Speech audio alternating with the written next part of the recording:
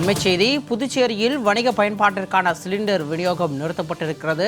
தற்பொழுது கிடைத்த அண்மைச் செய்தியாக நாம் பார்த்துக் கொண்டிருக்கிறோம். புதுச்சேரியில் வணிக சிலிண்டர் விநியோகம் நிறுத்தப்பட்டிருப்பதாக அண்மை தகவல் கிடைக்கப்பட்டிருக்கிறது.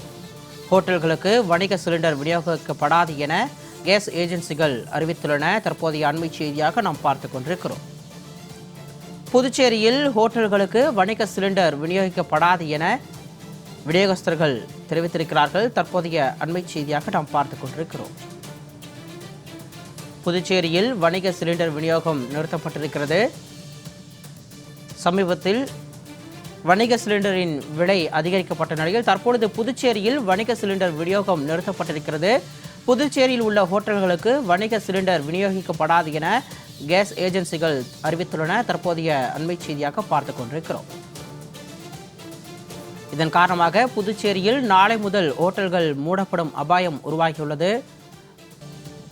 கூடுதல் விவரங்களோடு எமது செய்தியாளர் சித்தார்த் இணைப்பில் இருக்கிறார். வணக்கம் சித்தார்த், விரிவான விவரம். ஈரான் மீது இஸ்ரேல் அமெரிக்கா நடத்தி வரும் போரால் உலகளவில் எரிபொருள் தட்டுப்பாடு ஏற்பட்டு வருகிறது.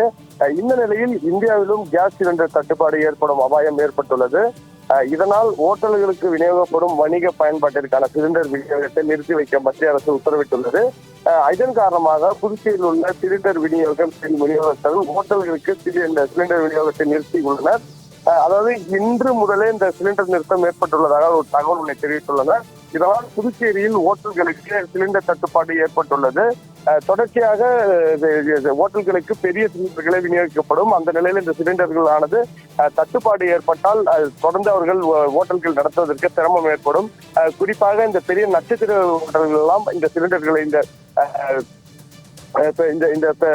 சிலிண்டர்களை பயன்படுத்தி வருவதால் அவர்களுக்கு இது மிகவும் பெரிய தட்டுப்பாடு ஏற்படுத்தும். இதனால் இதன் காரணமாக புதுச்சேரியில் உள்ள பெரிய ஹோட்டல்கள் எல்லாமே இந்த உணவு விடுதிகள் எல்லாம் மூடப்படும் சூழலும் உருவாகி உள்ளது. தொடர்ந்து இதற்கான தீர்வு எட்டப்பட வேண்டும் என்றும் ஹோட்டல் சங்கத்தினர் தொடர்ந்து ஆலோசனைகளும் ஈடுபட்டு வருகின்றனர். தொடர்ந்து இந்த சிலிண்டர் பெறுவதற்கான முயற்சியிலும், அதாவது இந்த தட்டுப்பாடு ஏற்பட்டால் அவர்கள் வாழ்வாதாரமும் பாதிக்கப்படும், அங்கு பணிபுரியவர்கள் வாழ்வாதாரம் பாதிக்கப்படும், மாற்று ஏற்பாடு செய்ய வேண்டும் என்றும் அவர்கள் ஆலோசனை கூட்டத்தில் பேசி வருவதாக ஒரு தகவல்கள் வெளியாகியுள்ளது.